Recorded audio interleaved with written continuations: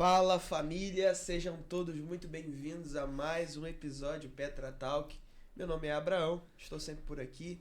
Comigo aqui está o... Ex-Li. Eu era um Li, né? É para facilitar as pessoas. Às vezes a pessoa pergunta assim, qual é o seu nome? Eu falo assim, eu era um Li. E agora eu sou o quê? Eu sou um ex-Li. Jesus me encontrou, eu era um... Jesus me encontrou. Eu era um perdido, agora eu sou um ex-Li. Que bom estar com você mais um dia aqui, né? Mais uma vez. E ó, antes de mais nada, Abraão, já pede o pessoal lá para curtir, dar like, né? Enviar esse vídeo para as pessoas, grupo da sua igreja, o grupo da empresa. É o né? like pela fé, né? Isso, em nome de Pela Jesus. fé de que vai gostar, você dá o like. Se inscreva aí, que eu creio. E fique conosco até o final, que vai ser bênção na sua vida, no nome de Jesus. E hoje nós estamos com o pastor Diego Souza, pastor ali da PIB em Jardim Meriti. Uma bênção de Deus, professor no Seminário Nosso Caminhos. professor. Nosso professor. Pastor, a casa é sua. Bem, olha, um ótimo momento estar com vocês hoje. A expectativa está lá em cima. Amém. O desejo de alguma maneira contribuir não apenas aqui nesta casa, mas aqueles que também estão nos acompanhando. E como foi dito, já deixe seu like, nos ajude aí nessa propagação e vamos para cima. Bora. Vou te convidar assim, ó, que já até... Já deixa o like aí, vai Faz se parte da inscrever família no canal. Porque às vezes a pessoa vê o vídeo, né, pastor, e não se inscreve no canal, né? Verdade. Vê ali. É só dar um clique. Pronto. Né? Se inscreva, pronto, tá Ative a abençoando. notificação, toda novidade vão receber em primeira mão e vamos embora. Pastorzão, para começar aqui a nossa conversa, né, e para as pessoas de casa também conhecerem, Sim. Quem é o pastor Diego? De onde vem esse servo de Deus? Sim. Pastor Diego é carioca da Gema, alguém que desde a infância pode ser botafoguense, Muito não importante posso esse esquecer ponto, desse né? detalhe. Estamos sofrendo temporariamente no início do ano, mas tudo se reverterá. Mas todo sofrimento do tempo presente não se pode comparar com a glória que está vindo. Profético, hein? Assim como o Botafogo herdei de berço, também conheci o Evangelho ainda no berço, mas na minha adolescência eu tive um encontro genuíno com Jesus e a partir daquele encontro a minha vida nunca mais foi a mesma. Antes, de fato, o conhecia por ouvir falar, de uma raiz sempre batista, muito bem estabelecido quanto a palavras, fundamentos. Mas quando eu tive uma experiência com Deus, aquilo ali mudou toda a percepção e aquilo que era algo metódico se começou a ter sentido. E tendo sentido, a coisa começou a fluir, então desde a adolescência servindo ao Senhor. Glória a Deus. E aí vão anos a fio. Como que foi essa experiência que o senhor teve? Rapaz, essa experiência foi assim, bem marcante para minha vida. Como todo bom adolescente, a gente gosta de aprontar na vida. Adolescente que se preze, né? Eu me recordo que eu fiz algo, né, que não era agradável ao Senhor. E eu estava muito perto de concretizar aquilo que estava ali arquitetado. E um dia eu saí da igreja à noite, um tempo chuvoso, bastante frio, deserto até o caminho de ir para o ponto do ônibus, e nesse caminho eu tive uma experiência com Deus. Eu tive a alegria e também o temor e o pavor de ouvir uma voz falando comigo. Não era a voz na minha mente, não era a voz do meu coração, era uma voz externa. É a certeza que eu tenho. Eu fiquei apavorado porque eu olhei para o lado, não tinha ninguém, eu olhei para frente, não tinha ninguém, para trás não tinha ninguém. O coração bateu um pouco mais forte, deu uma caminhada um pouquinho mais forte, de noite, na rua, deserto. E ouvi de novo aquela voz falando abertamente comigo, e eu ouvi, assim como estou falando com vocês, Diego, eu não te criei para isso. Uau. E aquilo me trouxe muito medo, mas foi um medo assim, que eu não sei explicar. Eu fui correndo para o ponto de ônibus, peguei o ônibus, dei graças a Deus que o ônibus veio rápido, tinha várias pessoas dentro do ônibus, porque na minha cabeça eu estava vivendo uma assombração. Mas quando eu soltei no ponto da minha casa, soltei o ônibus, foi embora, eu ouvi mais uma vez aquela voz. Diego, eu não te criei para isso. Foram 3 vezes eu ouvi aquela voz. E aquilo foi o suficiente para destruir todas as estruturas no meu coração e fazer duvidar realmente até da minha sanidade, confesso a você, Abraão. Porque aquela voz não era uma voz comum, aquela voz me trazia muito medo, pavor. Até que então eu tive uma conversa com uma amiga de escola, uma moça já de idade, já experiente no Evangelho. E naquele dia ela fez um link ao chamado de Samuel. E eu fiquei ouvindo e ela perguntou o que eu tinha feito, abri para ela, confessei o que eu tinha feito, o que estava para fazer. E ela me convidou a um arrependimento genuíno naquele dia. Naquele dia eu fui ministrado, ela impôs as mãos sobre a minha vida. A escola, E cara, eu nunca mais, a partir daquele dia, nunca mais a minha vida foi a mesma. Isso aos 14 anos, aos 16 anos já estava pregando nas rádios, nas igrejas. E desde então já passaram 20 e poucos anos no Ministério da Pregação e alguns outros anos no Ministério do Ensino. Uau. Esse ouvir a voz de Deus, isso é lindo demais, né? O bom é quando você ouve e obedece, né? Sim. Porque nem sempre, às vezes, quantos adolescentes também talvez passam por essa situação, ouve uma voz, fala, não, isso aí é uma voz qualquer, mas é Deus querendo falar, querendo instruir, mostrar o caminho, né? Que bom que o senhor ouviu essa voz e caminhou em cima dessa voz, né? Sim, olha, ele tem que falar, foi muito pontual a sua pesca, né, no assunto, porque eu confesso a você que tem que falar, aquele sentimento do temor volta ao coração. Uau, sim. E aperta a minha alma, como se fosse naquele dia. Eu não tenho mais medo como eu tive, mas naquele dia eu tive muito medo. Aquela voz me trazia medo, pavor. E hoje eu tenho temor e tremor, mas isso não impede do meu peito apertar, porque eu me lembro. A sensação, né? Sim, E daquela foi a única sensação. experiência que você teve, assim, de ouvir Deus falando com você? Ouvir diretamente como voz, sim, externa, né? De uma voz externa foi a única vez que eu tive essa experiência com Deus. Interessante essa questão do medo, pastor. Ontem estava conversando com alguns amigos, né? E falando de algumas pessoas onde, diante do testemunho do Evangelho, você vê que existe um temor que é mais um medo de Deus. Sim. E aí a pessoa respeita, ouve com atenção. Sim. Ela tem medo por causa da condição, mas não é um sentimento que leva ao arrependimento, né? Sim. E aí tu tava naquela condição ali de erro, e eu acho que o pecador diante de um Deus que é justo e executa juízo, ele tem que ter essa sensação mesmo, né? Eu vou te dizer, Abraão, só foi a sensação, mas a experiência, ela teve sentido na conversa. Sim. Porque na conversa de confronto daquela serva de Deus, ela me fez uma pergunta básica. Ela falou, Diego, quantos anos você está na igreja? Foi desde o berço. Aí ela, lembra como se fosse hoje, ela me humilhou no bom sentido. Ela falou, o que está escrito em João 3,16? E naquele dia eu não soube responder. Aquilo me trouxe tanta vergonha diante de Deus. E ela falou assim, Diego, você precisa se arrepender. Você precisa se arrepender. E naquele dia minha mente entendeu. Eu, como pontuei para vocês, eu nasci no berço cristão. Meus pais cristãos. Mas a minha experiência com Deus só veio na adolescência. Eu tinha todo o conhecimento de culto. Antigamente era o culto do estudo da palavra. Sim. E era literalmente só o estudo da palavra. Se lia ali o cantor cristão, um cântico, estudo 1 hora, depois uma oração, mais um cântico e ponto.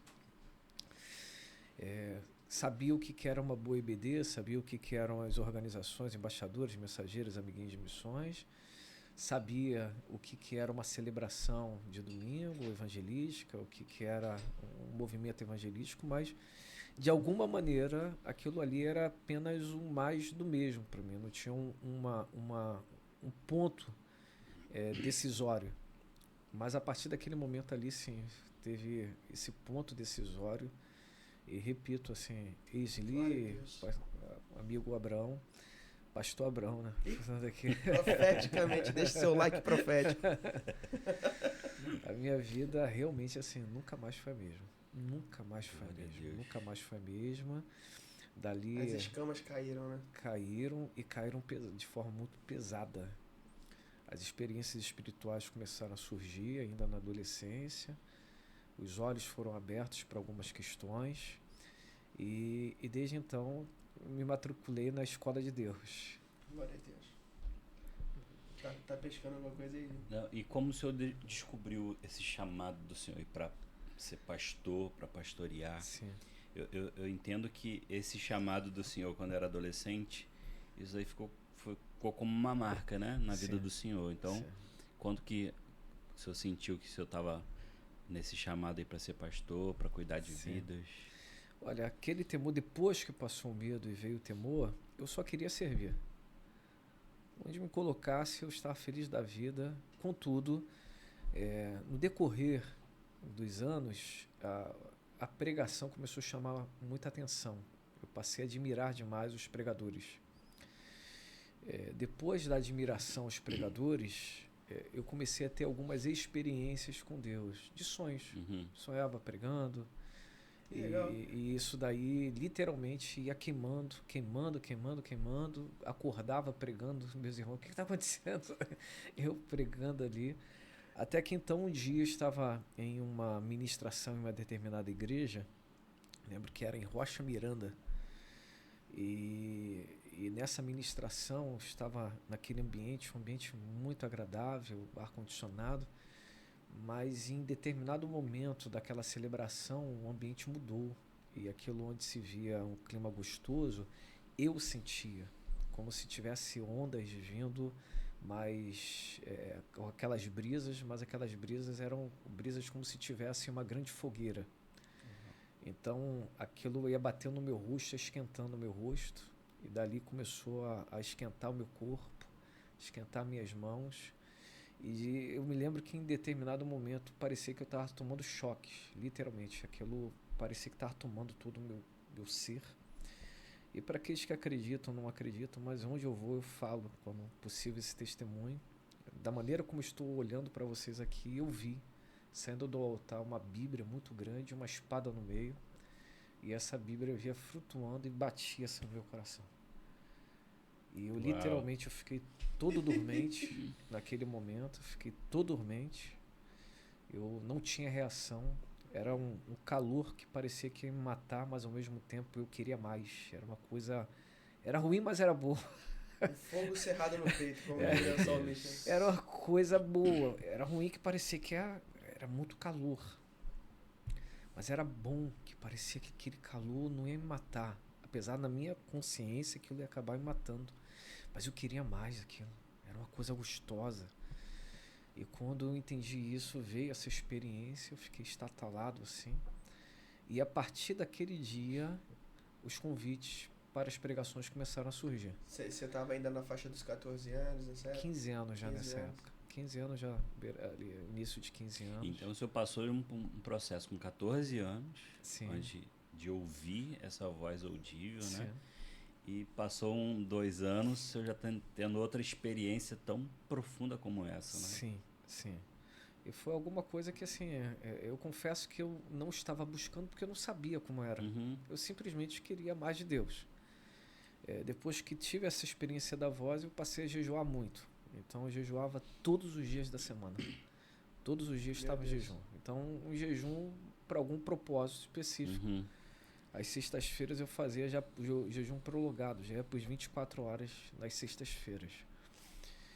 Mas eu me lembro que um dos dias eu jejuava simplesmente para ser cheio do Espírito Santo. Não é porque eu sabia o que era ser cheio do Espírito Santo. É porque eu ouvi uma pregação de Efésios: não vos embriagueis com vinho que é a contenda, mas enchei-vos do Espírito. E o pregador dizia: enchei-vos do Espírito, enchei-vos do Espírito.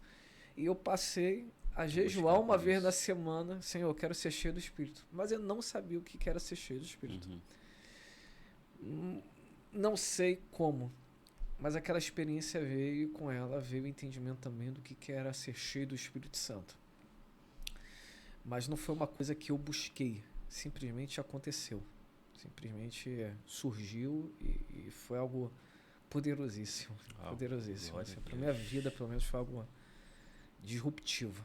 Rapaz, e eu fico pensando, né, quantas vezes a gente tem esses períodos de busca né, mais intensa, o jejum e tudo mais, mas muitas vezes carregada de uma segunda intenção, né, de um propósito específico, algo, mesmo que seja uma boa intenção, mas essa busca por Deus, pelo que Ele é, Sim.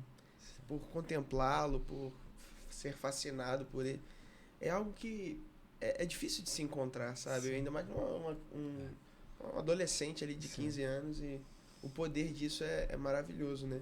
E sobre o jejum, assim, e oração, você já tinha essa cultura na família ou na igreja? Ou você adquiriu naquele momento que você estava ali impactado pela experiência? Como foi isso? Então, não pela igreja, porque eu congregava numa igreja batista. Então, naquele tempo se falava muito do estudo da palavra, alguma coisa de oração. E jejum, nada. Nada. E oração muito na reunião de oração, que era algo menor, mas se pontuava muito na MCA, que era as Mulheres Cristãs em Ação. E como eu era um bom frequentador da MCA, eu comecei a entender um pouco do sentido da oração ali. Mas jejum, nem um pouquinho. Em contrapartida, a metade da minha família vinha de um pentecostalismo da primeira onda. Uhum. Já rompendo para a segunda onda, mas uma parte ainda na primeira onda, sem televisão, aquela coisa toda, e só uma oração, jejum, isso coque. aí. Isso aí mesmo, literalmente. Então, e as filhas, né, dos meus avós já vindo para a segunda onda, já aceitando já ali a televisão, já aceitando normalmente o rádio, nem tanto, que a primeira onda aceitava um pouco mais, mas já aceitando uma roupa diferente, um batonzinho, um brinco. Mas eu ouvia pouco, porque parecia que naquele período existia uma diferença muito grande entre os pentecostais e entre os históricos. Até uma rivalidade, né, que era até muito ruim. Eu entendi um pouco do jejum quando eu li o livro Heróis da Fé. Um primo meu, o pastor Márcio Silas, ele falou assim: Diegão, você tem que ler. Eu falei: é só ler. Então comecei a ler. E aí um dia ele me apresentou o livro Heróis da Fé. E aí eu tive a oportunidade de comprar, e lendo aquele livro, eu entendi algumas experiências que ainda estavam cheias de interrogações na minha mente, e eu entendi que todos eles jejuavam. Todos eles. A oração era o principal, né? Até Spurgeon, que era o príncipe dos pregadores batistas, foi: se Theo Spurgeon, eu vou jejuar também. Mas o mestre tá... Eu não entendia muita coisa de jejum. Diante de Deus, eu não entendia. Só entendi que tinha que deixar de comer. E naquela época eu entendia também de beber.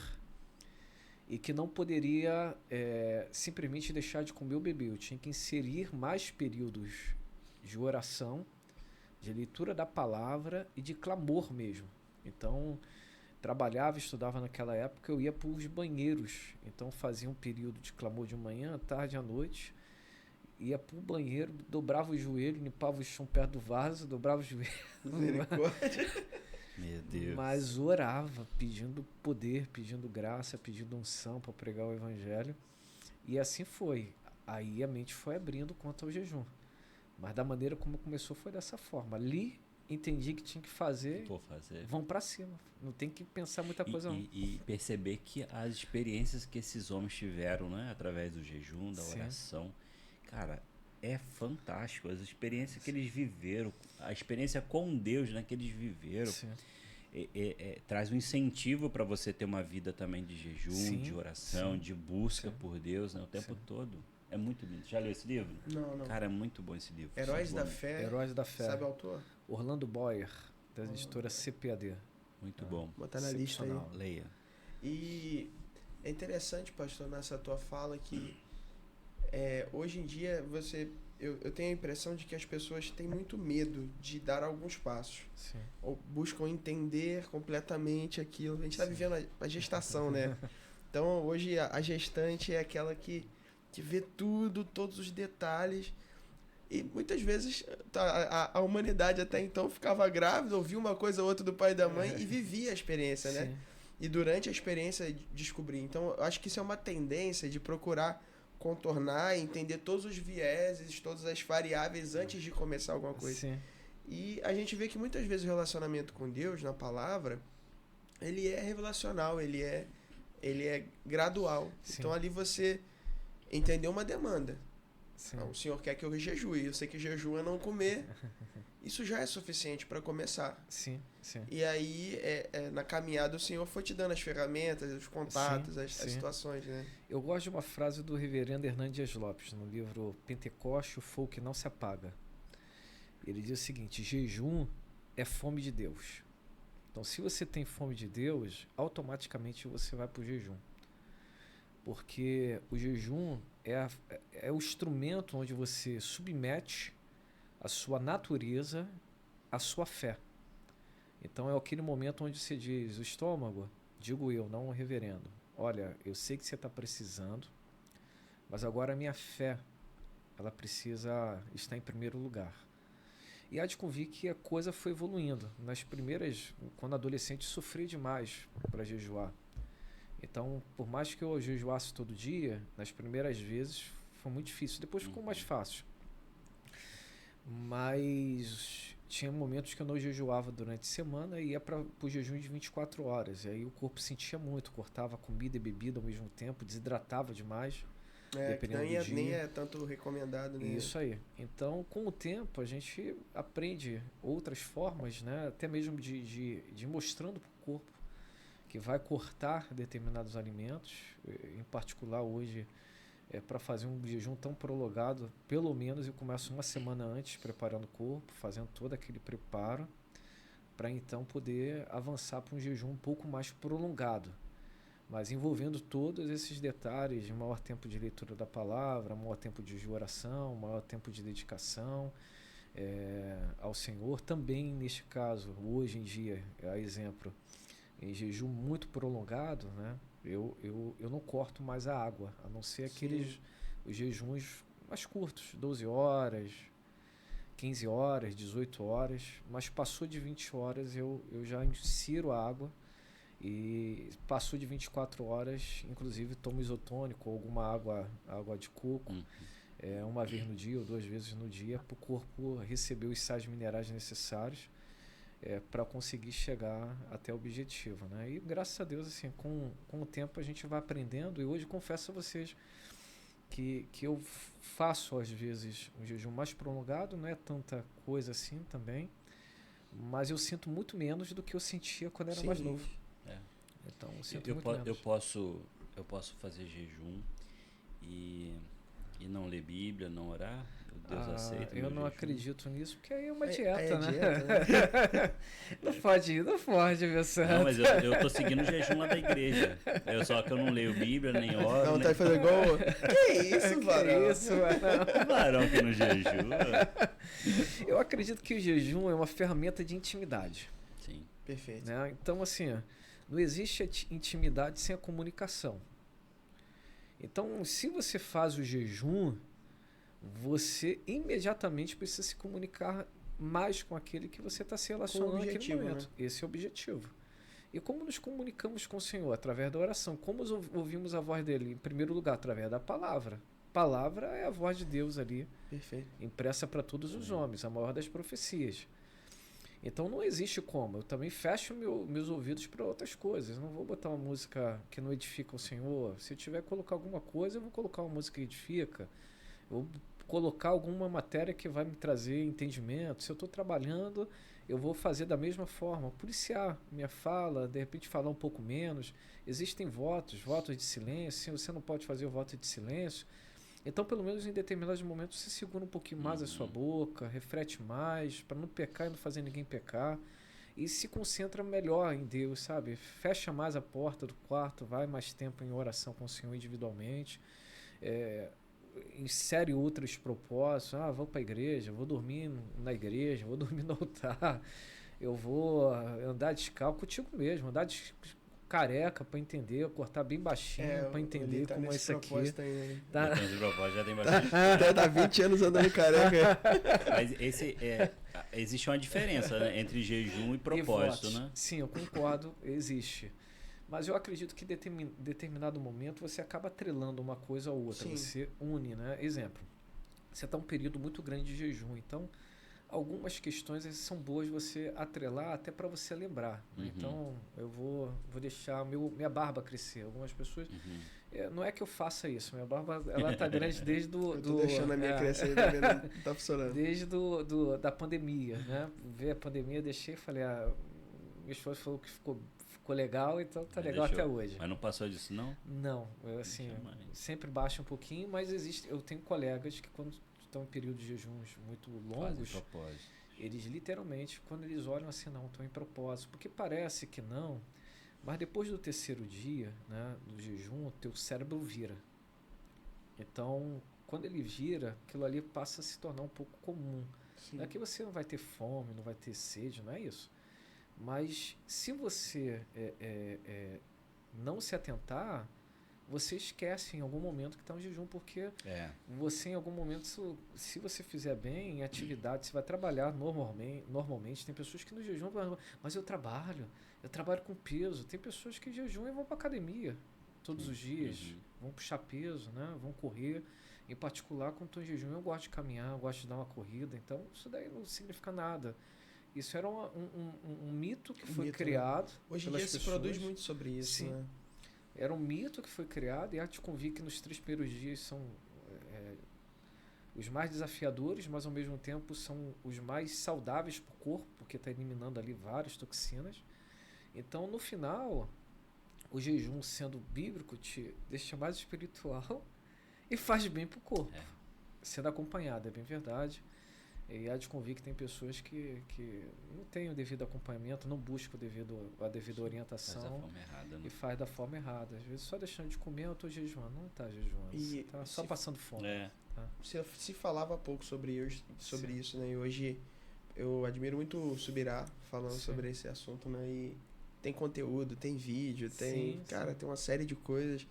Não tem mais desculpa. A única coisa que não tem é desculpa para não iniciar, né? Eu tenho um amigo que eu fiz agora esse ano, né? Que eu já considero como amigo, o Matheus. Eu conheci ele lá na Escola do Clamor. E o Matheus, ele chega na rodoviária, a gente se uniu, né? Na rodoviária, alguns alunos, a gente falou assim, vamos chegar primeiro na rodoviária. E aí ali a gente pega um ônibus e vai pro sítio da escola. Cara, quando aparece o Matheus na rodoviária, descalço, vestido de pano de saco. Meu Deus. Todo mundo olhando pra ele assim, a gente, caraca, esse menino vai viver algo sobrenatural nessa escola. E, gente, aí ele falou que tava num propósito de 1 ano andar descalço e vestido, não, né, completamente de roupa de pano de saco, mas com a roupa, a parte de cima, com calça e por cima das roupas, pano de saco. Sim. Ele falou assim, 1 ano descalço. Era tipo pano de chão. É um tecido, aquele tecido de saco de café? Tipo, não é saco de café. É de pano batata? Como se fosse aquele. Tipo um pano mais. É um pano diferente.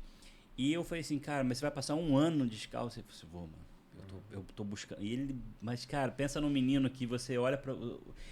Ele queima por evangelismo, cara. Sim. Ele ficou na rodoviária com a gente conversando, nada. Olha pro Matheus, o Matheus tá do lado de alguém chorando. Olha, aí vai comprar um sorvete. Dá um pouquinho, o Matheus tá comprando sorvete, daqui a pouquinho tá o rapaz tá vendendo sorvete, chorando, cabeça baixada, ele orando. Falei, irmão, o menino tá vivendo algo. Então, assim, é um propósito que às vezes as pessoas vão olhar, pra que isso, gente? 1 ano descalço, mas ele tá buscando por algo. Sim. E eu tenho certeza que o Matheus vai viver algo sobrenatural esse ano, porque ele tá buscando aquilo dali desesperadamente, né? Isso é muito lindo, né? Fazer um propósito desse é muito forte, né? Sim. E a gente tem pudor diante dos homens, né? Sim. Enquanto você estava falando isso, eu lembrei de Davi, quando ele está celebrando, chegando com a arca, e a esposa dele, olha aí o rei, né? Que rei que você é, se vestindo desse jeito, dançando desse jeito. Ele vai falar, eu me envelhecerei ainda mais, eu vou me envergonhar ainda mais. Meu Deus. Então esse rapaz, imagina quantas coisas ele tem que lidar. É um exemplo, né? Sim. Passar 1 ano, né? Quanta coisa ele tem que abrir mão, mas quem sabe do coração dele é o Senhor, Só o né? Senhor. E quem tá lidando Sim. com ele. E esses propósitos assim é muito legal. Só pegando um gancho, né? A gente nem é nesse tema, né, de jejum, mas Meu filho, deixa Deus falar. eu fiz um propósito com Deus em 2013 de andar e ler a Bíblia toda no ano. Sim. E andar com a Bíblia por onde eu fosse, eu andava com a Bíblia. Sim. Só que quando eu fui fazer uma entrevista numa empresa lá em Belo Horizonte, aí eu falei assim, Deus, e agora? Como é que eu levo uma Bíblia para uma entrevista de emprego? Mas Deus falou assim, é propósito. É um ano, é um ano. Eu cheguei naquela empresa, numa mesa como essa assim, com a Bíblia. Botei a Bíblia assim no meio, ela falou assim, você é cristão? Eu falei assim, sou cristão. Antes de começar a entrevista, eu queria falar algo, eu posso? Ela falou assim, pode. Eu falei assim, eu estou num propósito com Deus, de andar com a Bíblia durante 365 dias no ano.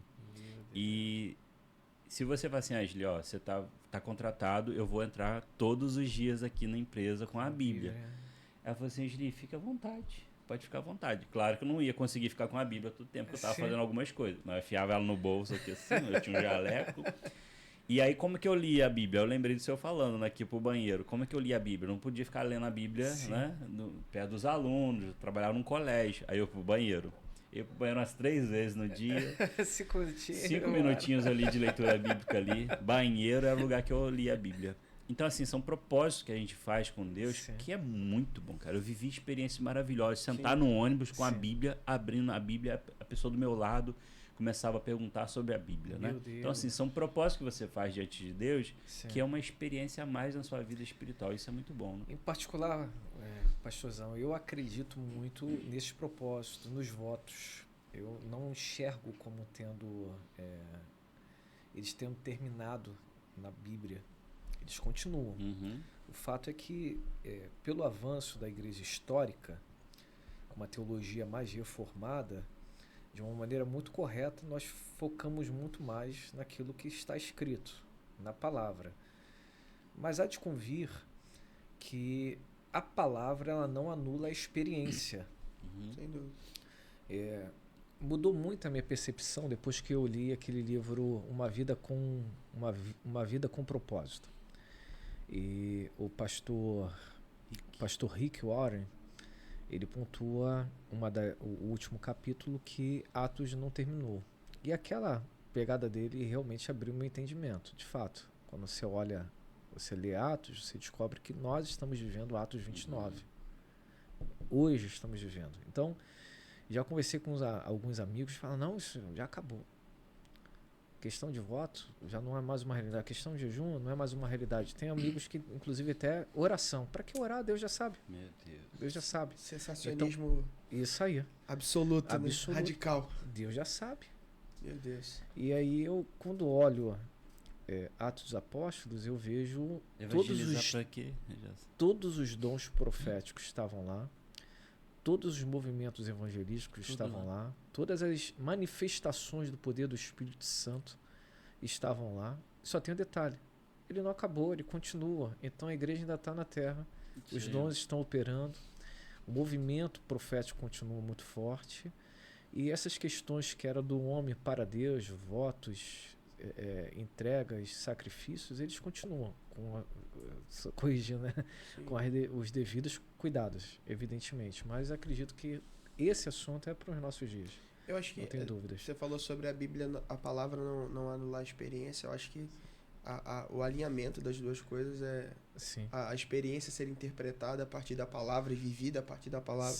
E a palavra vai dar respaldo para a gente viver esse evangelho avivado, né? Quando você lê o livro Espírito Santo, do Billy Graham... Bom dia? Bom dia? Não, é o Espírito Santo mesmo. Espírito Bom Santo. dia é o Benny Hinn. Ah, sim. E aí o Espírito Santo do Billy Graham, quando você lê, você fala, esse cara, ele não está só baseando esse livro na teoria. Ele tem experiência com o Senhor. Não tem como uma pessoa escrever dessa forma só na letra, só na frieza da letra. Não é uma defesa. A ciência, né? Não é isso. Não é uma defesa de uma causa. Não é uma receita que se passa. É vida com Deus. Então, assim, quando tive acesso a esse livro, eu percebi que aquela realidade das experiências, ela não é uma realidade apenas para os cristãos carismáticos, mas é uma realidade para toda a igreja do Senhor. As questões das experiências com Deus é para a igreja do Senhor, independente de ser do segmento histórico, pentecostal ou neopentecostal. Então, a gente às vezes está em alguns movimentos, até brincam assim, bate-beia e tal, bate-bleia. Bate-bleia e tal. Eu confesso a você que eu sempre resisti, mas não é por crise, entenda bem. Porque eu nunca... O senhor sempre resistiu? Resisti esse jargão. Por quê? Porque eu sempre entendi que avivamento não tem placa denominacional. Sim. Então, avivamento não é da Assembleia. Avivamento é da igreja. A palavra não é da Batista, é da igreja. Então, a doutrina, a maneira como se organiza, que faz a diferenciação denominacional. O corpo doutrinário faz a diferenciação denominacional. Agora, a maneira de experiências com Deus não pode estabelecer um marco de divisão na igreja. Estava uma vez conversando com um pastor, teólogo pentecostal, e ele escreve até para CPAD, estava numa aula com ele, e ele falando que a CPAD, o segmento mais pentecostal estava buscando a sistematização da teologia com viés pentecostal, né? E aí eu me recordo que naquele dia eu tive assim, um insight, eu falei, olha, pastor, mas me perdoe a franqueza, se o pentecostalismo foi estabelecido pela experiência, como você sistematiza a experiência? Você não consegue sistematizar a experiência. Você pode pegar qualquer teologia que vai servir para o segmento pentecostal. Teologia é teologia. É da igreja. É da igreja. Agora, você não consegue sistematizar uma experiência. Você não consegue pegar uma realidade de um homem com Deus, sistematizar e patentear isso para uma denominação. Avivamento, ele é interdenominacional. O fogo sempre vai queimar em corações sedentos. Isso aí. Aleluia. Se tem sede, se tem fome, o Senhor vai se revelar. Pode ser da Batista, pode ser da Presbiteriana, pode ser da Assembleia de Deus, da Deus Amor, enfim, qualquer outro segmento. Se tem coração no reino, o fogo de Deus vai queimar. Agora, se também não tiver o coração no reino, você pode estar em uma da ultra neopentecostal e você tá vazio, filho. Tá vazio. E a forma, né, a casca, é o que menos importa, no sentido da experiência verdadeira, né? Porque você tem muitos papagaios de experiência com Deus. Sim. Então, meu irmão está vivendo um negócio com Deus e ele está fazendo assim, eu vou fazer assim também. Não viveu nada com Deus, mas quer fazer igual aquela pessoa. Ou quer viver a mesma experiência que o outro viveu. Sim. Sem pagar o preço. Então, assim, é importante a gente ver essa questão genuína. Eu acho que, quando você estava falando, né, sobre Atos não ter terminado, eu acho que eu penso assim também um pouco, eu estou construindo as minhas concepções teológicas, mas tem uma identificação do servo de Deus que me marca, que é a ideia de filho de Deus. Sim. Tem um filho de Deus aqui. Tem um filho de Deus em algum ambiente. Deus vai se manifestar através daquele filho. Sim.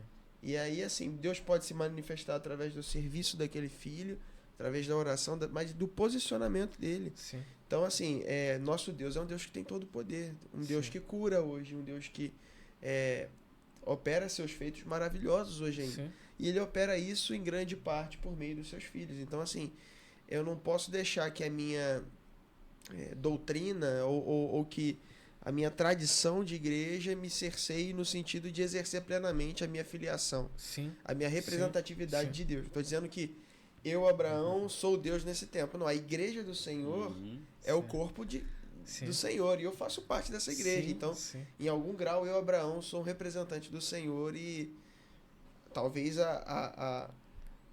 o corpo que ele vai usar naquele momento, naquele lugar. Então, assim, é importante absorver essa identidade de filho, né? Independente de placa ou qualquer coisa. Você pontuou aí filiação, né? a história do filho pródigo e o pai amoroso. 2 filhos, o filho mais novo quis acessar o que não estava em tempo e por isso não soube valorizar e perdeu tudo. O filho mais velho não acessou o que poderia acessar por N motivos e por isso não conseguiu experimentar do amor, do perdão, da graça do pai. Ambos eram filhos. Um antecipou uma estação e o outro simplesmente por causa de orgulho, vaidade, de repente por querer trabalhar demais e não usufruir do amor de Deus, desfrutar do amor, nesse caso do pai, ele deixou de viver coisas extraordinárias. O fato é, Brão, ambos eram filhos. A Bíblia diz que nós somos filhos de Deus. O filho sempre vai acessar do pai aquilo que ele deseja. E o mais lindo da história, o pai sempre estará disponível a ser acessado. As pessoas, elas deixam de viver, desfrutar do amor de Deus porque simplesmente elas se prendem. Ou é uma visão gastona da espiritualidade, pegar e gastar tudo que tem com coisas que não são interessantes para o reino, ou simplesmente na visão da avareza. Vamos acumular tudo que tem porque um dia isso vai ser necessário e deixam de viver a comunhão com o Pai. Tem empregado, tem ajudadores, mas o mais velho não para de trabalhar. Ele não tem tempo para desfrutar do amor do pai. O mais novo despreza o amor do pai porque os amores outros passaram a chamar mais atenção. Mas quando ele volta com a senha do céu, que é arrependimento, né? E aí quando ele volta com aquela senha do céu, ele desfruta, porque na casa do pai sempre há festa, sempre há perdão, sempre há restauração. E o Senhor faz uma grande celebração com aquele filho. E eu até ouso dizer que o Senhor ele não apenas fez a celebração, ele celebrou também o retorno daquele filho. Sim. Então, assim, estamos vivendo um tempo em que os filhos parece que não estão acessando mais o amor do pai. Eles não sabem, estão na casa do pai, mas não sabem acessar. Ora por serem muito novos, ora por serem mais velhos, mas o fato eles não estão acessando o amor do pai, eles não estão desfrutando do amor do pai. Essa questão de sentar com o Senhor, de usufruir da intimidade, da graça dele, nós não estamos mais sabendo fazer isso. Cara, é triste demais a sensação de eu podia, mas não fiz, ou Sim. podia, mas não alcancei. Sim. Eu me lembrei de uma experiência até... Vem o remorso aí. Ah, não, uma experiência que não foi no âmbito espiritual, mas que você estava falando sobre aquele que passou ali e deixou de viver algo que estava livre, estava acessível, né? Uma vez eu estava na faculdade de medicina, e o contexto dos alunos de medicina é um pouco diferente, era completamente diferente do meu. Eu acho que era o único que morava dentro de um complexo de favelas, né? Talvez eu e mais um lá da turma, de 80 pessoas. Meu Deus. E aí, desculpa fugir um pouco do contexto, mas só pra exemplificar isso. Em determinado momento, alguém levantou assim, pô, aniversário de fulano de tal, vão todo mundo pra Outback depois. E era todo mundo muito amigo ali, cara. E eu olhei pro meu bolso, eu tinha R$12. Eu falei, vambora, né? Já dá pra pagar a passagem. Tinha R$12 e o Rio Card. Eu falei, vambora, a gente vai pela amizade, a gente não vai pela comida, né? Rapaz, e aí eu tinha uma passagem pra voltar pra casa e os R$12 era certinho o valor do refil na época. Meu Deus. Falei, então é isso, eu vou ficar aqui tomar como quem não quer nada, vou beber uns 3 litros de chá e Eu tô satisfeito. E aí, cara, os meus amigos, assim, não tinham preocupação com quanto ia custar a comida. Sim. Que é a realidade deles, né? Sim. E tudo bem, começaram a pedir, pede costela, e pede hambúrguer, pede batata. Aí eles bebiam na época, né? Pede chopp, pede não sei o que lá, drink. E eu tomo chá. Barriga dilatando já de tanto beber chá. Cara, a gente ficou ali naquela mesa, uma mesa de comunhão, resenha ali, os amigos da faculdade e tal. E eu sempre tentando me aproximar, assim, não me excluir na faculdade em momento algum. Eu bebendo meu chá, 2, 3 horas de beliscando. E o pessoal beliscando, bebendo, e eu só meu chá.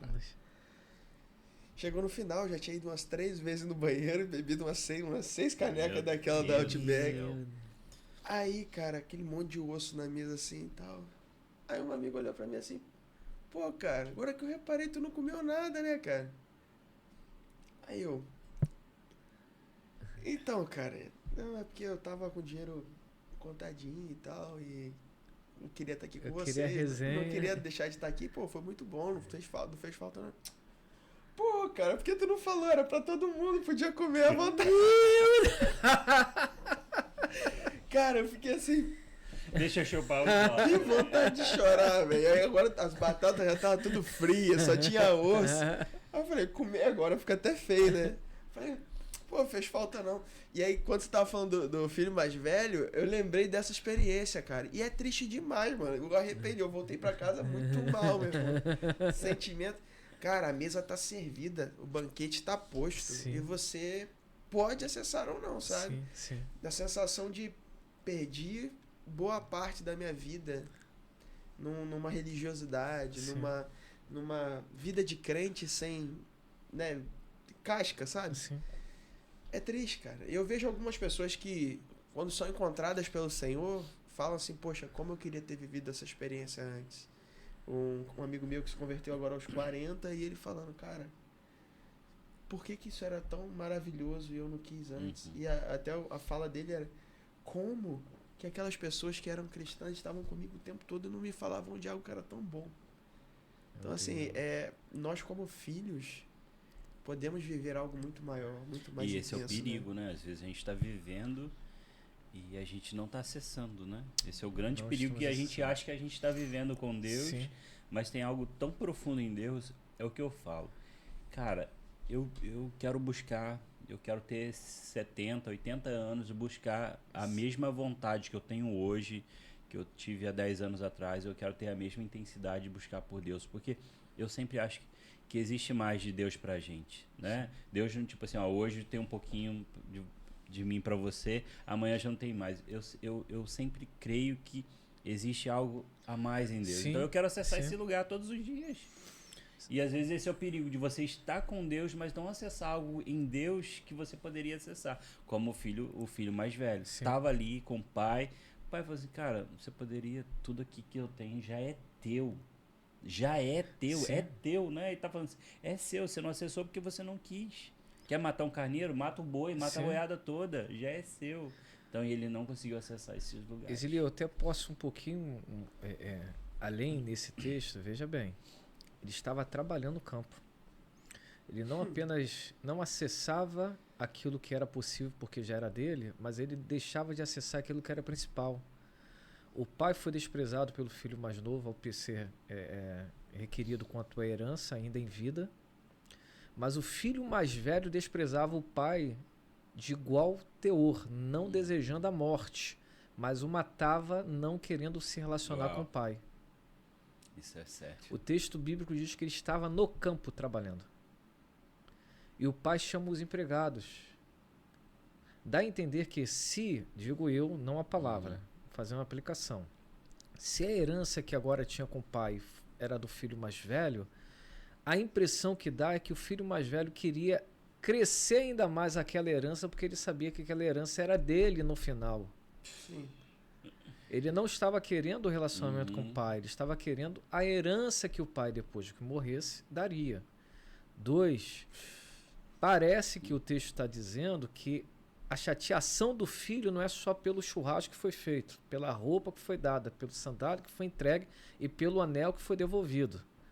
O fato é que se o irmão mais novo voltou e se o pai o aceitou, pode ser que o pai, de alguma maneira, Divide tudo de novo?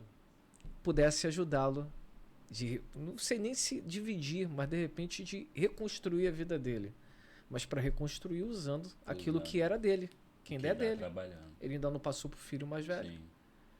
Então, é um texto muito rico. Esse entendimento tem todo o respaldo lógico, né? Sim, é um texto muito rico, mas que no final, eu ouvi um dia o pastor Carlito Paz abordando esse texto, ele falou assim, tínhamos que deixar de chamar de filho pródigo e colocar o texto como o pai amoroso, porque não tem a ver com o filho que foi ou que ficou. Tem a ver com o pai, que permaneceu Glória a Deus. fiel na sua concepção de amar até o fim. João capítulo 13, versículo de número 1.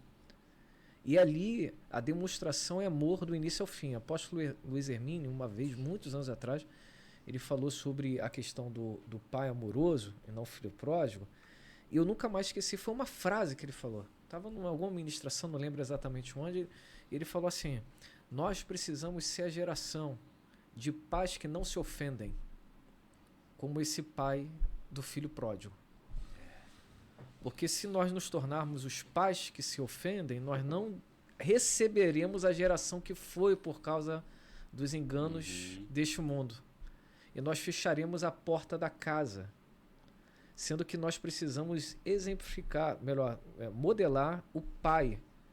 Porque o pai, mesmo tendo sido ofendido, ele abriu mão da ofensa ou do sentimento de ofendido, e ele recebeu o seu filho. Ele recebeu o filho e o colocou na casa. E ali, festa, cuidado, e dentre outras coisas mais, autoridade, proteção, envolve tudo isso. Então, assim, dá a entender, digo eu, que nós estamos vivendo essa geração que ou estamos pegando aquilo que recebemos e estamos gastando, ou estamos querendo crescer aquilo que não é nosso, que recebemos do pai, estamos querendo crescer porque em algum momento a gente tem uma expectativa que a gente vai se utilizar daquilo, mas estamos deixando aquilo que é o ponto inicial, que importante. É o mais importante, que é a intimidade com o Senhor. Uau. Então, o Senhor é a fonte. Se a gente corta o caminho da fonte, a plantação pode estar linda, ela vai secar e vai morrer. Então, nós precisamos estar ligados na fonte. Se não tiver essa ligação, um abraço, não vai fluir nada. Esse texto aí dá para ir longe, né? De olhar um pai que não vai atrás do mais novo, mas vai atrás do mais velho. Sim. Ele vai lá e fala, cara, vem, entra. Sim, perfeito. E o filho tá fora de casa também, né? Sim, ele achando que... cara, esse texto é muito lindo, né? Boa. Ele vai, o filho, né? Ele espera o filho mais novo, mas ele vai atrás do mais velho. Vem, filho, entra. Vem festejar. Sim. Então ele é um pai amoroso, né? Sim. Que cuida dos que estão fora, mas também dos que estão ama dentro. E que se alegra na comunhão dos filhos, né? Sim. E quando a gente vê a estrutura do povo de Israel, nosso Deus é um Deus de festas. Sim. Celebrações. Então a gente às vezes deixa de ver isso. Ninguém vai sentar na mesa aqui com pessoas que não têm carinho, não têm respeito, não têm amor. Então, nosso Deus é um Deus que gosta de celebrar com seus filhos. Pastor, eu sei que se eu puxou o assunto aí, eu sei que a gente não tá, é o que, Ju? Já tem 1 hora já? Quase. Mas o senhor gosta dessa linha profética, né? Passei a gostar. Passei a gostar. Eu também gosto, né? Como que o senhor vê a profecia em um culto, essa linha profética em uma igreja? Como é que o senhor vê dentro do meio, né, batista? Como é que o senhor enxerga a profecia, o profeta nos tempos de hoje? Então, eu acredito que os dons são para hoje. Ponto. Assim, a minha mente sem questionamento. Ponto de partida, né? Isso aí, são para hoje, ponto. Eles não cessaram, como Abraão pontuou aqui. Não sigo essa linha, não acredito nessa linha, são para hoje. Agora, existem 2 linhas que estão se propagando muito no nosso tempo, que é a restauração dos 5 ministérios, que é a restauração do ofício profético, e não apenas um dom de profecia.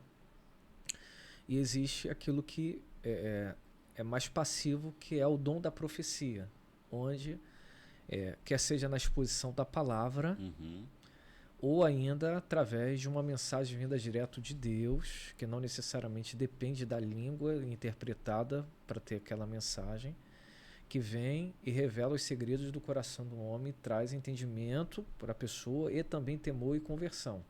A palavra de conhecimento, né? Uma palavra de conhecimento, né? Então, como eu entendo isso nos nossos dias? Eu entendo que seja uma realidade, muito mais para os dons do que pela restauração dos 5 ministérios. E eu explico o motivo.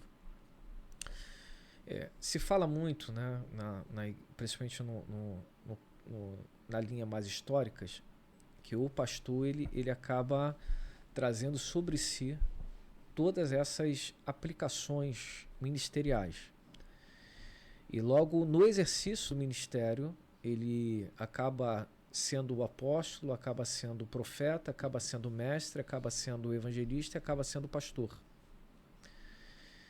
Eu não consigo enxergar isso na realidade no dia a dia de igreja. Na vida de alguns colegas, na vida de algumas pessoas e até mesmo na minha vida. Mas pela caminhada, eu passei a perceber, e aí digo eu, é apenas uma percepção minha, que parece que esses 5 dons, eles estão mais atrelados à realidade do movimento da igreja. Então, quando a igreja ela está ativada profeticamente, esses dons eles são reais dentro da vida da igreja. Não apenas um homem, mas a igreja se torna mais apostólica no envio. Não apenas um homem, mas a igreja se torna mais profética. Os dons eles fluem melhor no meio das celebrações, no meio do povo. Aquilo que se vê em alguns lugares como sinalizações ministeriais, onde igrejas são formadas através de um ministério, de um dom. Você vê numa igreja saudável isso percorrendo os corredores, um ambiente naturalmente da igreja. É uma coisa que você chega e você percebe. Aqui tem um profético. Não é um profeta, profético está aqui. Até porque não tem como a gente fugir da realidade do conhecimento. E a gente entende que o profetismo teve a sua eficiência no Antigo Testamento. O profetismo como nós conhecemos. No período do Novo Testamento, os únicos que se aproximam um pouco àquela realidade do profetismo do Antigo Testamento são as filhas virgens de Filipe, o diácono, Atos capítulo 21, que a Bíblia diz que Filipe estava ali, Paulo foi, olha que coisa linda, o apóstolo foi visitar o evangelista, e o evangelista casou, mas que agora está pastoreando, porque ele está em casa cuidando das suas 2 filhas virgens, que é a proteção, que é o que a gente chama de mestre, que é o que protege a igreja. E aí, naquele momento, naquele encontro, diz a palavra que as filhas virgens de Filipe também eram profetisas. Os 5. Os ministérios tudo ali na casa. Tudo ali, naquele encontro de bobeirinha. Ainda vem outro profeta, encontra com Paulo e diz assim, lá em Jerusalém tem uns negócios lá te esperando. Vão te amarrar, vão te prender, vão te machucar. E Paulo, eu estou disposto a viver tudo isso pelo evangelho. Então, assim, eu sei que existe a linha dos 5, o ressurgimento dos 5 dons ministeriais, mas hoje eu continuo com muito cuidado quanto a isso. Eu enxergo essa realidade muito mais para a igreja. Igrejas saudáveis, elas desenvolvem esses dons com facilidade. E não necessariamente o apóstolo tem que ser o apóstolo. Às vezes é um pastor. Dá nome ao que é um dom. Né? Sim. É simplesmente o dom e não uma função. Sim. Então ele está fluindo ali. E fluindo naquele lugar, não existe a hierarquia, mas existe o compartilhar disso. E ele vai fluindo de uma forma muito saudável. Agora estava ouvindo um tempo atrás uma conversa de uns homens de Deus, e eles falaram o seguinte: o problema do profético e o apostólico, e o evangelístico é profético, apostólico e evangelístico. Não, profético e apostólico. Que os outros 3 a igreja modelou. O mestre, o pastor e o evangelista, a igreja modelou. Mas no Antigo Testamento e no Novo, o profético, e no Novo, o apostólico, a religião não conseguiu colocar limites. Então são 2 dons que eles não são controláveis pela religião. O pastoral, o evangelístico e o mestre, eles estão parametrizados já nas igrejas. Mas o apostólico e o profético não. O profeta vai para onde o Senhor aponta. E o apostólico tem aquela questão de romper. Então, quando esses dons, digo eu, eles estão muito latentes na igreja, você vê a igreja se movendo com uma força muito gigantesca. E não tem a ver com uma pessoa, tem a ver com a igreja, a atmosfera que está ali ativando. Estava uma vez em São Paulo, e eu nunca mais esqueci disso. Tinha uma criança, a gente foi em determinado lugar e tá em viagem ministerial. E aí com os amigos lá da igreja, do nada uma criança, acho que 5 anos, 6 anos, meu filho vai fazer 7, mais ou menos isso. Tinha um rapaz aleijado, assim, caminhando lá, aquele menino parou, o rapaz falou assim, posso orar por você? Aí o rapaz falou assim, pode. O menino ajoelhou na hora, botou as mãos na perna do Senhor e falou assim, em nome de Jesus, perna, fique curada. Eu olhei aquela situação e falei assim, como assim esse negócio? Esse menino, igreja? Esse menino estava com dentro você? Da igreja. Não estava com a gente, mas impactou nossa comitiva. A gente olhou aquele negócio e falou, não é possível esse negócio? Que garoto é esse? E ele botou a mão na perna do Senhor, aquele homem começou a chorar, a pessoa não foi curada, pelo menos visivelmente. Mas ele se ajoelhou para orar. Que negócio ali moveu aquele rapaz. De alguma maneira o Espírito Santo moveu aquele rapaz ali e a coisa aconteceu e há de convir. Curas nós vemos em 2 períodos históricos, bíblicos, né? Período profético, esses milagres e prodígios, e períodos apostólicos. Então, quando o profético apostólico está enraizado na igreja, você começa a ver essas realidades de curas e milagres. E repito mais uma vez, por favor, esse podcast pode... Não vou falar... Tá falando do pastor, o apóstolo vai se lembrar. Não estou falando do apóstolo, estou falando que isso precisa ser um ambiente, uma cultura dentro da igreja. Precisa ser algo que seja perceptivo em qualquer igreja, em qualquer ambiente. O pastor ele precisa romper, ele precisa entender que a coisa não é pelo controle dele. Mas uma vez citando o pastor Carlito Paz, ele tem uma frase que é muito legal, que ele diz assim, ou você controla ou cresce. Ou você controla ou cresce. A igreja não é sua, é do Senhor. Então, ou você controla ou cresce. Aquilo que é excesso, o Senhor poda. Mas é melhor ter uma igreja, às vezes, com excesso que é possível podar, do uma igreja apática. Meu Deus. Então, uma igreja apática é complicado demais, a coisa não flui. Se discute um mês para fazer uma coisa que às vezes era só fazer. Só fazer, só chegar e fazer. Vamos orar. Não pode orar porque eu não sou diácono. Expulsa o capeta aí, pelo amor de Deus.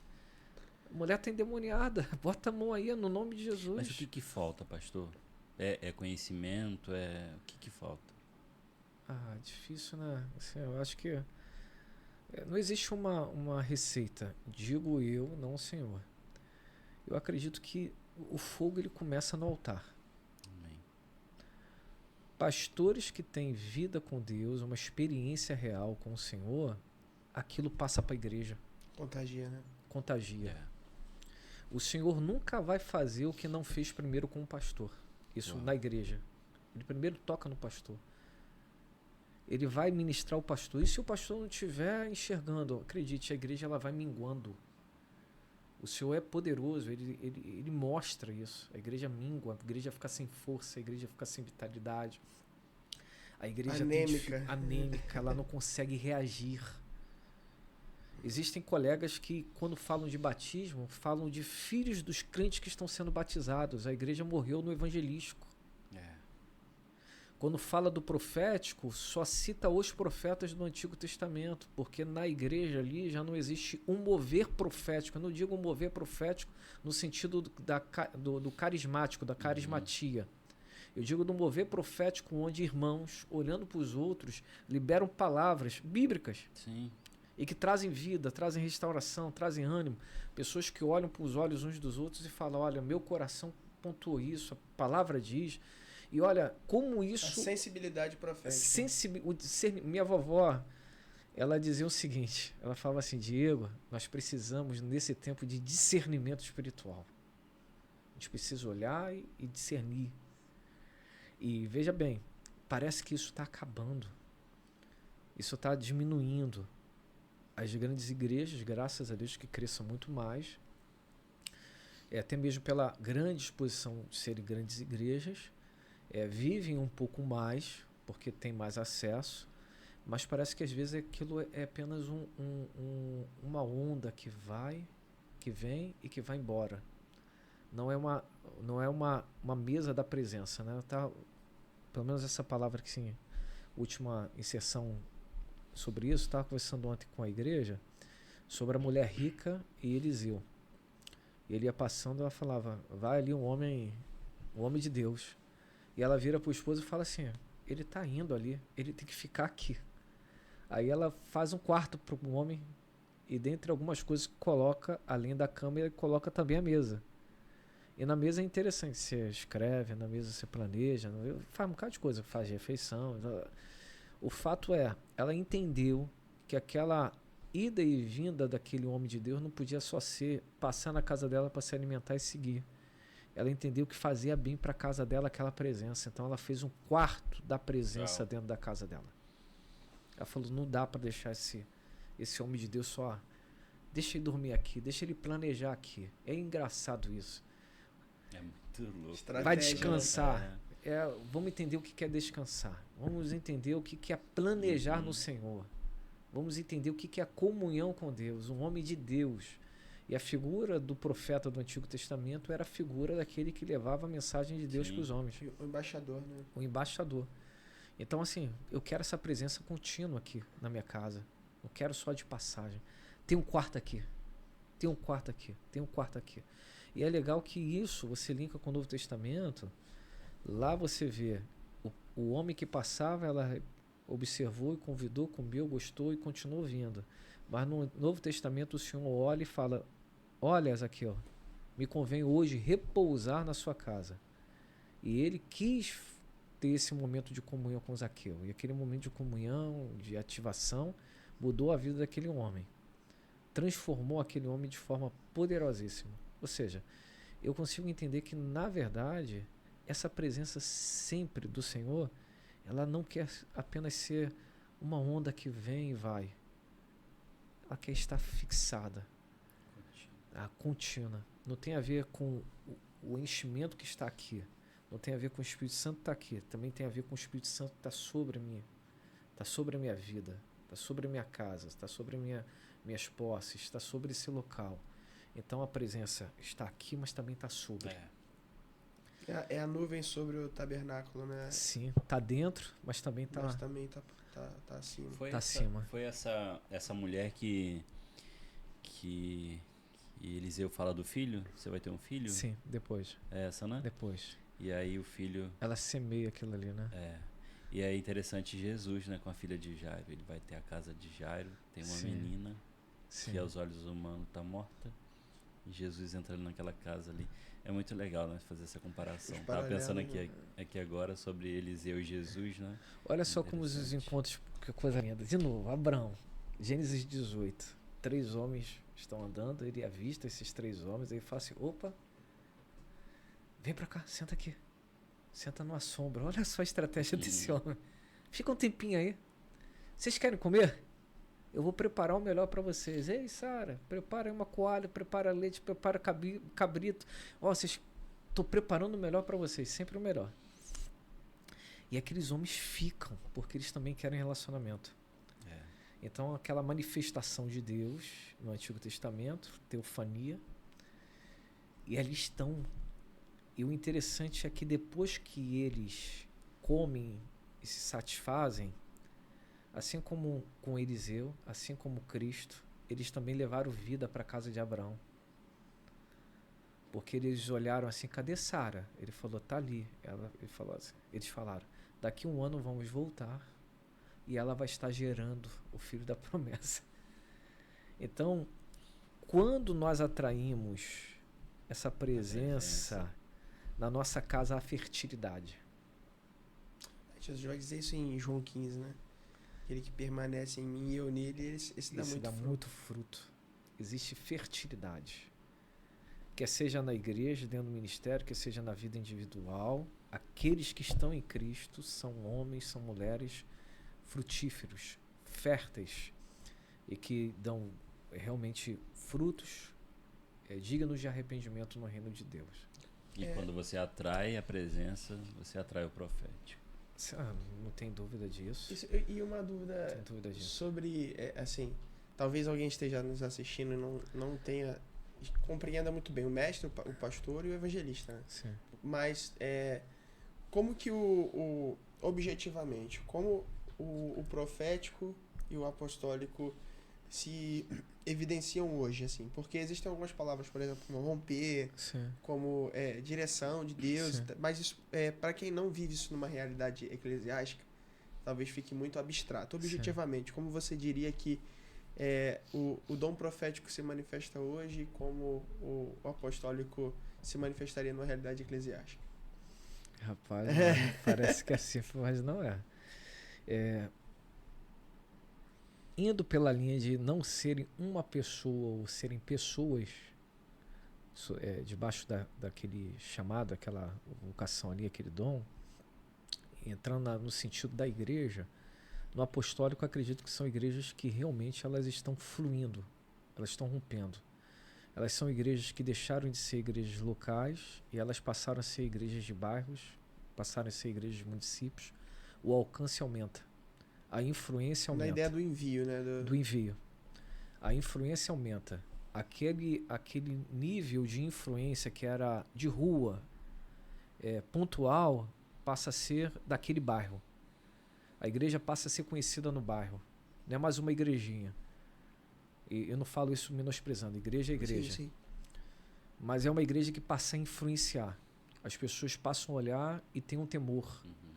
Porque entendem que ali flui alguma coisa diferente. Não sabem explicar. Mas flui alguma coisa diferente. De alguma maneira, a igreja não apenas ela envia, ela vai. Ela vai. E esse movimento do ir é sempre com muita força. O apostólico demonstra isso. Pedro ia andando, João ia andando, Paulo ia andando em determinados momentos, até a sombra, até o lenço, até o que eles oravam, curavam pessoas. E traz o que? O impacto. É o sentido do impacto. Onde se localiza, traz aquele impacto das pessoas entenderem assim, opa, peraí. Não é uma qualquer igreja, não é uma pessoa que com vaidade abriu uma porta, botou o nome de church. Não, existe uma atmosfera ali que é diferenciada. Já o profético, ao meu ver, é aquela linha da fé mesmo, onde a igreja ela vai impulsionada por aquilo que o céu está determinando. Então o profético é muito sobre a obediência, aquilo que Deus está dizendo e aquilo que eles estão executando conforme... Sob a direção, sob a voz. Sobre a voz do Senhor. Então, olhando para igrejas, são igrejas que, se olhar humanamente, são loucos. São passos absurdos. Mas, de alguma maneira, a voz veio, convenceu o anjo da igreja, convenceu a atmosfera da igreja, a igreja em unidade compreendeu aquilo, e eles vão, e de uma maneira sobrenatural, recursos... Eu estava há 2 anos atrás em uma conferência, aí tem uma igreja do Deus Vivo, lá em... O país é Guatemala, se não me engano. Guatemala. Aí o pastor Sérgio alguma coisa, esqueci agora o nome. Lá é como se fosse um estádio, a igreja. Verdade. E ele soltou uma palavra. Ele disse assim, eu linko muito isso também como um movimento profético. Uma palavra mudou ali. Concepção. Virou. São pessoas que carregam alguma coisa especial, sabe? Ele falou assim: quem dá a missão garante a provisão. A preocupação da igreja é entender a missão. Perfeito. Depois que ela entende a missão, fica tranquilo. Não significa dizer que não vai ter dificuldade, mas quem deu a missão vai garantir a provisão. Vai acontecer, só vai. Só vai que... mas tem o mar. Vai tocar, vai abrir, vocês vão passar, vocês vão chegar lá. Se Deus falou que vocês têm que ir para aquele lugar, vocês vão para aquele lugar. Então, assim, a igreja que ela se move no profético, ela acaba entrando muito nessa linha do viver realmente por uma direção. Fora também, há de convir que existe uma sensibilidade muito grande, né?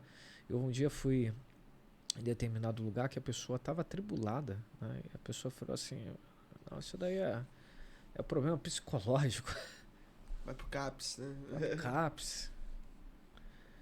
E aí um tempo depois, se entendeu em um momento, não estou dizendo que é regra, mas em um momento de busca ao Senhor, uma imposição de uma mão simples, a pessoa caiu endemoniada. Então, assim, às vezes a gente está indo muito pelo caminho da naturalidade. Perfeito. Mas o profético te faz abrir os olhos e fala assim, peraí, Tem caroço nesse angu. tem Tem algo errado. tem coisa errada aí nesse negócio. Não é só confusão mental, não. Tem coisa aí. O capeta, ele continua agindo no nosso tempo. Então, isso não é coisa de neopentecostais, isso é coisa bíblica. Está ao nosso derredor o tempo todo. O tempo todo. Tem gente lá que não tá sozinho, não. Estão assim. Tem pessoas que estão acompanhadas. E a gente, como igreja, não pode perder os olhos quanto a isso. Tem uma história de um amigo que ele falava assim, que eles fizeram um movimento de adoração e aí começaram a ministrar no altar, aquela coisa toda, e tinha uma convidada e que ele chegou de serviço muita dor de cabeça e aquele movimento ali ia durar horas. Então ele decidiu ir para uma sala descansar um pouco, porque estava com muita dor de cabeça, foi um dia muito pesado de trabalho. E quando ele dormiu, ele teve um sonho como se no altar tivesse uma entidade. E ele acordou sem dor de cabeça, mas atribulado. Ele foi para a nave da igreja e no altar estava ali muitas pessoas adorando e tinha uma pessoa entregando profecias. Entregando profecias. Isso é realmente uma história verídica. Conheço a igreja, conheço a pessoa, conheço o pastor. E ele ficou olhando aqui, no primeiro momento ele ficou impressionado, porque ela falava com muitos detalhes, determinadas coisas, até que então aquilo começou a apertar o coração dele, apertar o coração. E ele começou a ficar agoniado com aquela situação, ele dobrou o joelho e foi orar, e ele lembrou do sonho que tinha tido alguns minutos atrás, e aquilo foi incomodando, ele falou, ele disse assim comigo, meu amigo, eu nunca imaginei que ia fazer aquilo, mas aquilo foi me incomodando de tal forma que eu fui pro altar. E quando eu cheguei no altar, as pessoas ficaram me vendo, porque parecia que eu estava procurando para receber uma profecia, ela veio em direção a mim. Quando ela ia começar a falar, eu disse, em nome de Jesus, cala, você está repreendido, em nome de Jesus. Aquela moça caiu endemoniada em cima do altar. Naquele mesmo momento, caiu endemoniada. E ele falou que naquela hora tinha um bocado de gente caída no chão. Pessoas falando em línguas, aquela coisa toda. Parou. Aquele movimento todo. Aí ele orou por aquela moça, repreendeu aquilo. Depois teve uma conversa com ela. Ela vinha de um segmento da religiosidade. Estava entrando agora na cristandade, não teve um discipulado, então confundiu determinadas coisas e tal, enfim. Cuidou dela, né? Cuidou, isso. Mas o que marcou foi que naquele dia, a maioria daquelas pessoas que estavam lá foram enganadas. E foi a misericórdia do Senhor, Falta a bondade. discernimento, né? Isso é um discernimento espiritual, né? E outra, olha como que o diabo, ele não brinca, né? Tipo, a galera tá ali, mano, adorando a Deus, mas ele vem e fala assim, vai lá e profetiza na vida daquela pessoa vai gostar, aquela pessoa vai pro chão, não vai nem adorar mais a Deus, vai ficar no chão ali o tempo todo ali e vai esquecer de adorar a Deus. O diabo é tão sagaz, cara, que ele pode atrapalhar um culto. Sim. Ele pode atrapalhar um momento de louvor usando a profecia, usando um dom que poderia ser para edificação da igreja, do corpo, né? Eu continuo acreditando que o dom, que o culto, ele é racional. tem o sobrenatural, Uhum. mas a sua composição é adoração ao Senhor, mas também comunicação ao não crente, edificação ao crente. Então o culto ele é literalmente vertical e horizontal o tempo todo. Quando você quebra isso, você se abre muito a algumas realidades que não são do Senhor. Estava ouvindo um dia, independente de acreditar ou não, mas eu estava ouvindo o Randy Clark falando uma vez, já tem alguns anos, ele falou assim: junto com o profético sempre vem o espírito da enganação. Porque o movimento do profético acaba abrindo um sentido, margem para entrar o espírito da enganação. E é legal quando você lê Miqueias, você entende perfeitamente isso, o espírito da mentira entrando no meio dos profetas. E neste momento, o discernimento espiritual ele é fundamental. Ele é fundamental. Porque quando há edificação, o inimigo logo quer vir e trazer o desentendimento. E você vê que é muito comum isso. Igrejas que começam a romper, que a pouco, do nada, surge alguma situação que dá um problemaço e simplesmente começam divisões, escândalos e a coisa não flui. Não flui, porque tem uma situação lá. E as pessoas não estão enxergando aquilo. Não tem uma visão. Existem questões de resistência que estão ali muito intrínsecas e fazem até parte do DNA, da cultura da igreja às vezes, que às vezes não é o demônio que se manifesta, mas são as hostes espirituais que estão agindo para travar a igreja em algumas esferas. Né? Mas, pastorzão, Rapaz, que tarde, ficaria aqui o mais negócio 2 tá bom horas. demais. Aí vi que a conversa que começou foi rendendo em alguns assuntos e coisas que a gente não falou tanto ainda até o episódio de hoje, né? Eu acredito que isso abra também um precedente aí para falarmos mais sobre essas questões. Mas, pastor, queria agradecer até agora. A gente costuma encerrar o episódio com 2 perguntas. Não sei se o pastor Sli vai querer deixar a sua pergunta ou dica, né? Mas eu queria deixar a minha, né? E te perguntar, pastor, qual é o maior desafio que o senhor entende hoje, né? A tua história ela é marcada pela voz de Deus. Sim. E eu acredito que isso tem direcionado hoje o teu ministério para essa veia mais profética dentro da realidade do pastorado, né? Sim. Mas qual seria na sua opinião, o maior desafio para ouvir a voz de Deus e qual postura tomar diante desse desafio nesse tempo? Silenciar as outras vozes. Hoje tem muitas vozes. Então discernir qual é a voz que está vindo do céu é o ponto. Esquizofrenia espiritual, cara. Sim. Verdade. Muitas vozes. E tá com os ouvidos disciplinados ao som que vem do céu é uma missão que demanda 10 dias de oração, fazendo um paralelo a Atos capítulo 1 e logo ali capítulo 2. Então antes da voz vem uma disciplina, vem uma dedicação. Interessante.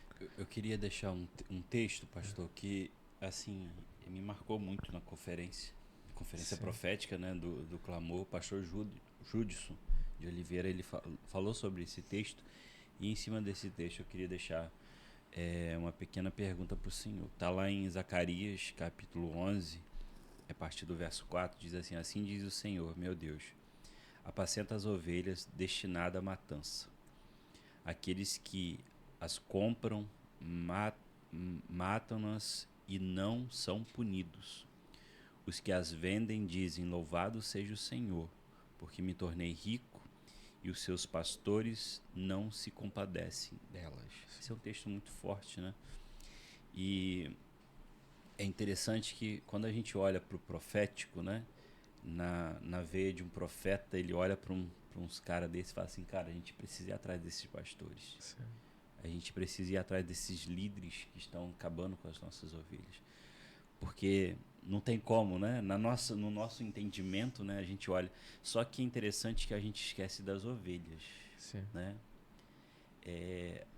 E hoje hoje a gente está vivendo um tempo, nesse tempo, né? A gente está focando muito na liderança. Hoje, o que você vê nas redes sociais são brigas entre pastores, né? Entre líderes. E a gente está esquecendo das ovelhas. Sim. O que o senhor diria, né, para essas ovelhas que estão destinadas à matança, né? Que estão vivendo um tempo tão terrível como comunidade, como igreja, e não são amadas pelos seus pastores. Sim. Seus pastores estão brigando com A, com B, e estão esquecendo delas. Sim. O que o senhor diria para essas ovelhas? Procure os pastos verdejantes.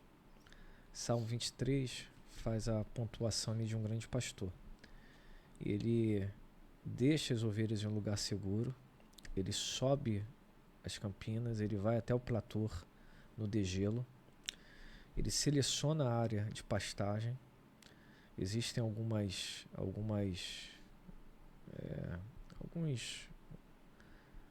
matinhos, não é a palavra exata, matos, algumas ervas que fazem muito mal às ovelhas. Então ele, com cuidado, ele arranca, mas quando são muitas, ele procura a área que não tem dessas plantinhas que podem matar as ovelhas, e ele prepara um pasto verdejante. E aí deixa as ovelhas livres, entre aspas, as protegendo do mal, para elas poderem pastar com segurança e tranquilidade. Fazendo link à carta de Pedro, e farão negócios de vós, que é uma denúncia profética, justamente baseada também nessa questão. Procurem com urgência um local, existem igrejas saudáveis, não tem dúvida disso, que tenham pastos verdejantes, de homens e mulheres de Deus ali que se dedicam a preparar o terreno, proteger. Quando você vê o pai e a mãe, e isso é muito real dentro da igreja, o pai ele traz a proteção e a provisão, a mãe traz a nutrição e o cuidado. Quando isso casa dentro da igreja, torna um ambiente muito saudável. Efésios capítulo 2 e também capítulo 4. E quando isso acontece, o pasto ele é saudável. Não existe um pedido que vai além daquilo que é o necessário. Existe um zelo, existe uma proteção sobre as pessoas ali presentes. Então, pastorzão Esli, o que eu indicaria para quem está em casa é, urgentemente, procure um lugar que tenha pastos verdejantes. Lembre-se, pasto verdejante não dá para fazer a fast food. Amém. Implica dedicação e muita entrega. Amém. Glória a Deus. Glória a Deus. Que tarde abençoada. E se você está conosco até agora, nós já queremos te agradecer, porque tenho certeza que o Senhor falou ao seu coração, você foi fiel, perseverou até o fim. E não esquece, pelo amor de Deus, de deixar o seu like, de se inscrever no canal, de compartilhar esse vídeo com o máximo de pessoas que você puder e quiser. Pastor, não sei se você gostaria de deixar alguma consideração final, aí uma palavra aos ouvintes. Sim, primeiro agradecer a Deus por essa oportunidade maravilhosa de estar com vocês aqui. Também fazer citação à minha querida e amada esposa, Mona Lisa Souza, meus filhos, Brian e Kiara Souza, pessoinhas maravilhosas, e que eu tenho orado para que o Senhor, assim como as filhas de Filipe, também separe meus filhos para esse tempo. Amém. Que Deus te abençoe e fique aí ligado. Curta esse vídeo, se inscreva nesse canal. Amém. E vamos lá, multiplique através do compartilhamento. Deus te abençoe. Amém. Glória a Deus. Valeu, meu povo. Tchau, tchau. Deus abençoe. Fiquem todos com Deus.